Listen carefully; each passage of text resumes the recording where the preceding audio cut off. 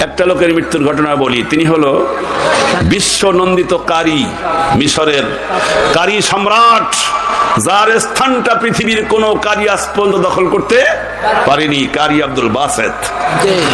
আল্লাহু আকবার। তিনি কোরআন তেলাওয়াত করতে করতে গলার শিরা ছিঁড়ে যেয়ে মৃত্যুবরণ করেছেন। বেশক তিনি জান্নাতি। একবার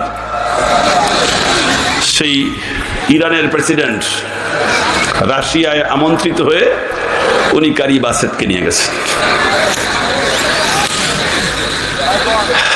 ইরানের প্রেসিডেন্ট নয়, সম্ভবত আনোয়ার সাদাত, মিশরের প্রেসিডেন্ট, ওনার বাড়ি মিশর। তো উনি বলছেন আপনারা যে যা পারেন বক্তৃতা করেন। সাথে টুপি টাপি, মাথায় গায়ে জুব্বা, মাথায় বেড়িওয়ালা পাগড়ি। এই হুজুর আবার কেন? মন্ত্রী পরিষদ, রাষ্ট্রনায়ককে ডাকা হয়েছে, উনি এখানে কেন? আনোয়ার সাদাত বললেন আমার বিশেষ গেস্ট। তা উনি আইসে কি করতে, কিছু বলবে? হ্যাঁ, উনি একটু 10 মিনিট কিছু বলবে। 10 মিনিট সূরা আদ-দুহাটা শুরু করেছেন। কিসের 10 মিনিট, 15 মিনিট, আধা ঘন্টা চলে যায়।